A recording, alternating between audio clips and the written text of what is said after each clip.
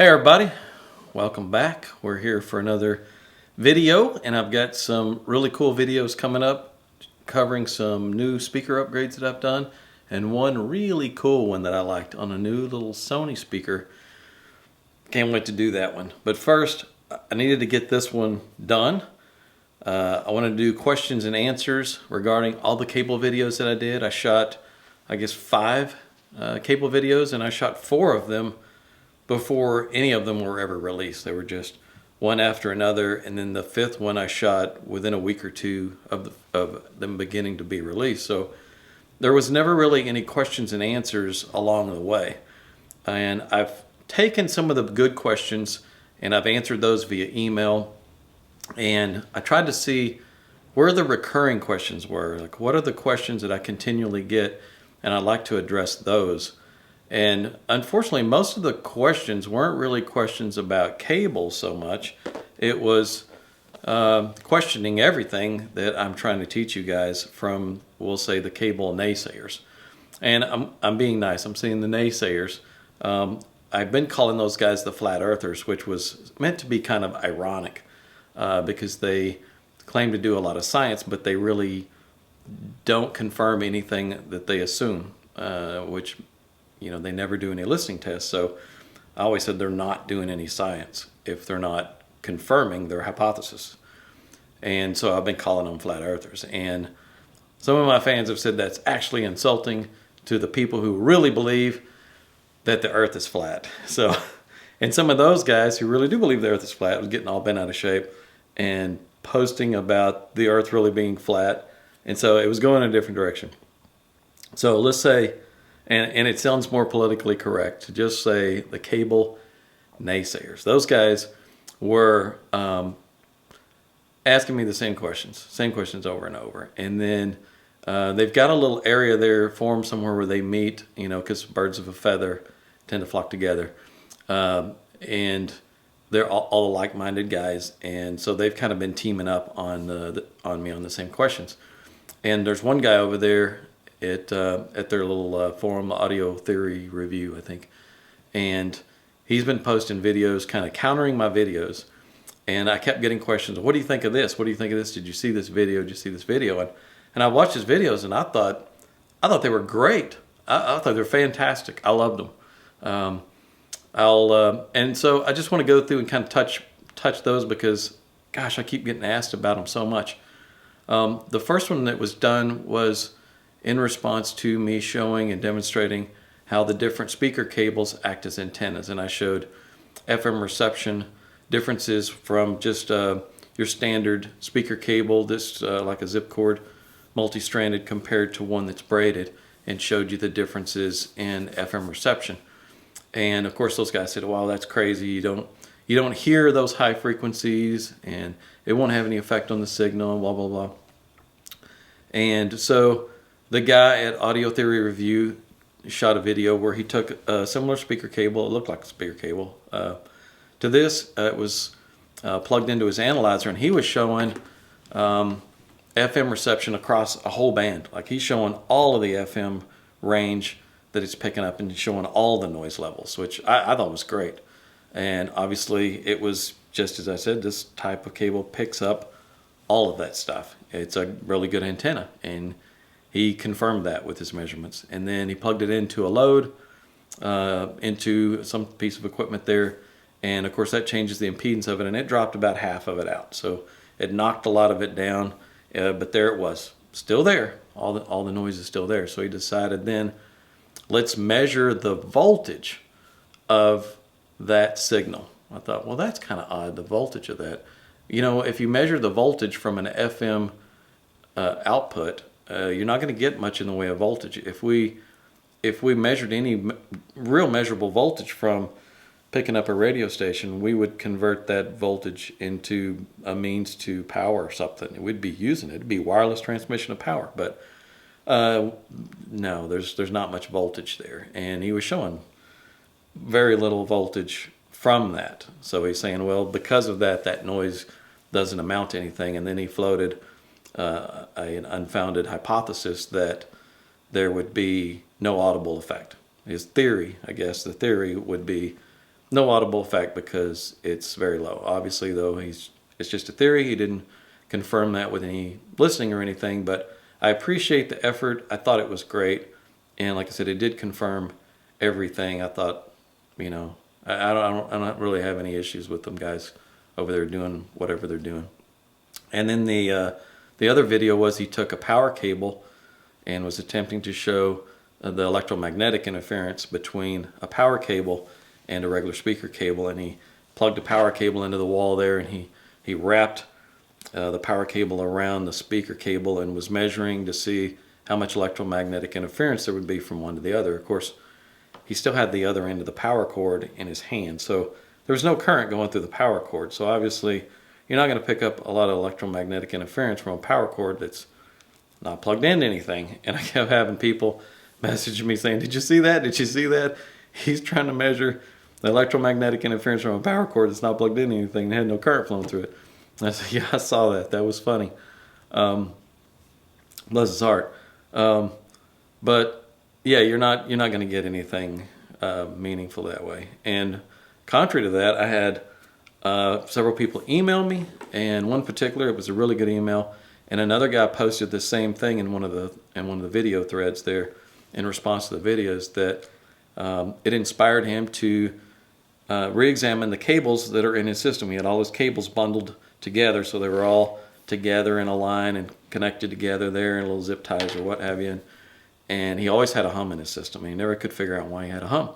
And he got back there and unbundled everything, separated all of his cables, made sure they just crossed at right angles if they crossed, and lo and behold, his hum was gone. And he sent me messages saying, "Thank you, thank you, thank you." A totally free tweak. That was great. So, yes, guys, that all that RF noise and electromagnetic interference does have an effect. So, and I addressed that in one of the videos and said, look, there's an entire industry that addresses these issues. There's companies that do noise rejection in cables, with speaker cables, all the way to the plug, to the power cables. And I kind of gave a little credibility to the fact that so many companies are addressing it. It really does exist. And also mentioned that if it didn't really exist and it wasn't a problem, then why is almost every piece of gear out there have some type of filtering built into at least the power supply? And it wouldn't be there if it wasn't a problem. So next video that came up was from the guys over at Audio Theory Review. And they said, or the guy in the video said, he showed some type of electronics and showed the inside and said, here, as the power comes in, there's an entire filter built into the power supply to reject all that noise. Okay, that's good. That's exactly what I said before. Almost every piece of gear has something in there to filter that stuff out. Now, the fact that it has a filter in it, does that mean it removes it all? No. It doesn't mean it's all removed because there's a filter in there. There are different kinds of filters. Some filters are more aggressive than others. Some companies apply a lot of filtering built into their electronics. Some apply practically none, and it varies all over the place. No filters are the same. It's just like a speaker. I can put an inductor in line with a woofer, and it'll create a roll-off. It's a filter, so it's filtering the high frequency out, and it creates a first-order roll-off. I can then go in and add a capacitor after that, make it second order, and now it's a steeper roll-off. It's a second order roll-off. So now it's filtering out more highs. I can go put more and more components on there, make it steeper and steeper, and I can change the filter. Anything you put on that speaker, the filters are all different. Just the same with electronics. All those electronics are different. They all handle it different. There's all varying amounts of filtering that goes into all those electronics. So none of that's the same. So does additional filtering and things like braided cables, does that help? Yeah, it helps a lot. The next thing I wanted to address then is the questions I kept getting from those guys saying, well, if you can hear it, then let's see a double-blind test. And they kept saying double-blind test, double-blind test.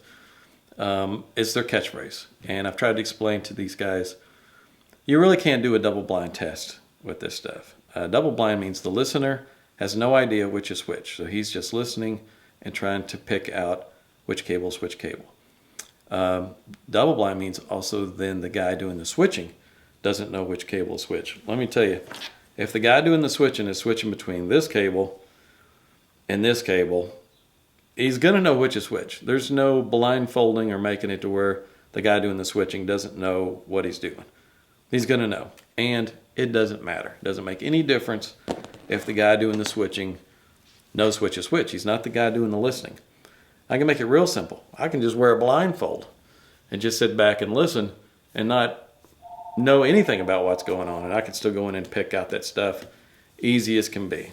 And my guys that work for me a couple of weeks ago, they said, hey, we got this other cable built out here, and let's go do some cable comparisons. We want to see how big the difference is between speaker cables. I said, all right, great. So when we were through with work, came over, sat down, started listening. I sat in the sweet spot, listened to some music with a good cable on, and then switched to just the 12 gauge multi-stranded regular zip cord style cable. And of course, I know what to listen for. It was apparent immediately. So we only listened to the intro of one song. I looked at my guys and they were a little bit unsure. Killian thought, yeah, it's different, but you could tell there not enough information yet. Played another song, listen, switch. They're just listening. And he said, oh man, I can hear a difference, in a certain area. And then by the third song, by the third one we switched, they could tell then what to listen for and knew immediately. So it's like they had figured it out, knew what to listen for. And I played a song that was an intro to a Nirvana song that my employee Killian, he knows really well. He's a big Nirvana fan. And he said, wow, I've never noticed that before. I was playing with the good cable. There's two guitars playing in the intro, and they're not in tune with each other. They're not in time. And you could hear it because with the good cable, it delineates space between things. So you could tell the distance from one guitar to the next guitar, and you could tell they were out of time. And he had never noticed that before. He said, man, I can't believe they didn't fix that in production. Because he's a musician. He's been on some albums. He's been in recording studios. He knows all about the whole production aspect and knows that they could have backed that up and lined it up, and they didn't. And we switched over to the regular cable, and you couldn't really tell. It was smeared together. That space between them was gone. You really couldn't tell that much between it. And there's that big difference when you go from speaker cable to speaker cable when you're listening to something like this compared to something like this. The differences that you hear are differences in soundstage, differences in size, differences in layering of things and where they are, and differences in decay. Listen to an instrument and you hear the decay of the instrument with the good cable and with the cheaper cable here. It's just smeared together. And there's differences in the detail level. So when you're sitting here, you notice it right away. And I'm going to do some blind listening comparisons for all you guys. We're going to set up some cameras. We're going to figure out how to get that stuff set up to where there's a camera maybe back there where you can see the guys doing the switching. So you can see the switching taking place and you can see me. And I'm going to try to get another camera just on me. And I may let some other people do it too. We'll see what happens. And just do a complete blind A-B comparison. I can tell you now from listening, going back and forth, it's easy to tell the difference between speaker cables. I'm certain I'll do 100%. I asked Killian, you think you can do 10 out of 10? He's like, yeah, I think I could probably get 10 out of 10. And I think just about anybody that sits and listens and learns a little bit of the characteristics of each speaker cable can pick them out pretty quickly and pretty easily. So we're going to do that. And we're going to set that stuff up and try to record it. And also, I thought, you know what, the difference in these are so great. I wonder if the camera would pick it up. And then later, on a Sunday, I set the camera up with it had a little stereo mic and recorded the differences between the two speaker cables. And the camera just doesn't pick it up. It misses the size, it misses the layering, it misses the space between things, and it's just not the same as sitting here and hearing it. You don't get that soundstage difference from the microphone. One of the reasons it's hard to record those differences or hard to measure the differences that we're hearing. Some of the differences in decay were present and some of the differences in detail, but the camera mic only picked up a portion of maybe less than half of those characteristics were picked up, and the rest really wasn't picked up very well. So I want to try and get, in addition to doing the A/B comparisons, I want to try and get something set up with some really good microphones, so you guys can hear the difference of a good system and hear at least some of the differences of how it sounds. We're gonna play with that if we can. I may have to borrow some microphones from somebody and see if we can pick it up. The mic we were using also was super thin sounding. It didn't record the bottom end at all. Good bass and texture and things that were there just became a thud, and it seemed very top heavy. The microphones just didn't capture it all the way the system really sounded. So we're going to see what we can do there and try and get that stuff for you guys. And I'm going to do some blind listening comparisons and try to answer your questions, give you guys what you're asking for, and let's see if we can have some fun with it. I want you guys to at least open your minds to the fact that on a system like this, we clearly hear differences. I mean, anybody that comes, 100%, oh yeah, difference, clear as can be, no question about it. By the time that me and the guys were through, you could pick out any song and play one cable, switch it to the other, just do an intro back and forth. You could almost tell the difference within 5-10 seconds, sometimes within just the first seconds. You can hear the difference in the space. So easy for people who come. I'm going to try to make it to where you guys can join in and experience at least some of it. We'll see what happens. And it's going to take a little time to set that up. I don't know when the video is going to come out, but we're going to do some videos on that. And as soon as we're done here, I'm going to try and get, maybe later today or tomorrow, I'm going to try to at least get one of the videos done for the speaker upgrades we're doing. That's back to fun for me. And I think you guys are going to be really impressed with that little Sony speaker. That thing sounded really, really good, and just a little fix or two made it over the top. And that's going to be pretty cool. So that's coming. Thank you guys for watching all those videos on the cables and kind of hanging in with me through all those. Appreciate it. Appreciate the comments. That's all for this episode. Hit the subscribe button, please, if you haven't done so. And we'll see you guys in the next episode.